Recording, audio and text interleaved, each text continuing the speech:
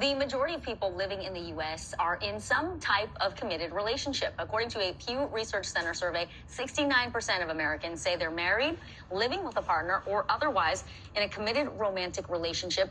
Another 30% say they are single. But experts say even if you do find the right person, happiness isn't always guaranteed. So how do you build a strong framework to help your relationship not just survive, but also thrive? We have Rachel Glik here to help. She's a couples counselor, a teacher at the Kabbalah Center, and the author of A Soulful Marriage, Healing Your Relationship with Responsibility, Growth, Priority, and Purpose. Rachel, thanks for being here. So you have counseled literally hundreds of couples, and in your book you lay out some very key parts of a healthy relationship. What are they? There are 4 pillars that I found to be ironclad, that if you really work on them, you can change your relationship around or make it thrive. The first one is responsibility, and that means we're each responsible for our own happiness and well-being. We tend to give that away to others, so it's really pulling that in for yourself. The second is growth, and that's where we use our friction for the sake of growing individually and closer together, and not being afraid of the growth or the friction, embracing it. And the third is priority, where we make each other the most important other person in our lives, other meaning than our relationship with ourselves, and in a way that they know it.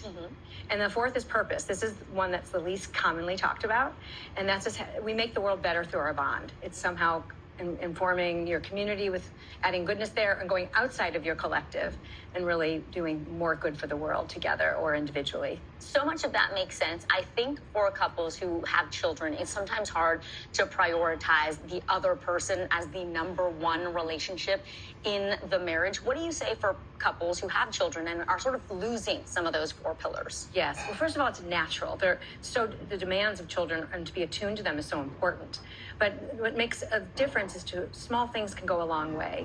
It starts really with your mindset. Are you thinking and appreciating the origin of these children and the origin of what you've created together in your bond? And they receive from that bond that you have together. So, it doesn't mean you're going to have it the way it used to be, but at least making sure the kids aren't interrupting you, perhaps, or spending some time to be just the 2 of you, or asking and checking in with each other. Maybe you say hello to each other first at the end of the day and not rush to the kids. I love that. For the 30% of the audience who are not in a relationship right now, we've got Valentine's Day around the corner. Sometimes that can be sort of anxiety-inducing or depressing for some folks. What's your message for people who are single but want to find a partner?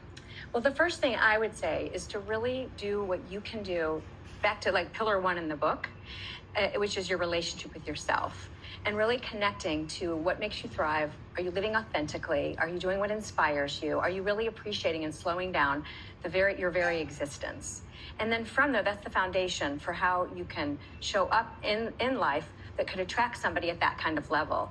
And then I would look out for destination addiction, it's called. Robert Holden coined this term, which is that I'll be happy when, or I'll be good enough when. And society does put a lot of focus on that we're more powerful, we're more important, we're more valuable when we're coupled. And that's really an illusion. You can really have a very fulfilling life on your own. So really being happy with where you are now, paradoxically, can open you up to attracting someone that is not from a place because you're lacking, but because you're full and you really want to share. I love that. It is really, truly okay to be with yourself and be good with yourself and build yourself. And perhaps that does lead to something. Very quickly before you go, the importance of finding connections to bring joy and love. What is one piece of advice you give people to attract that kind of energy?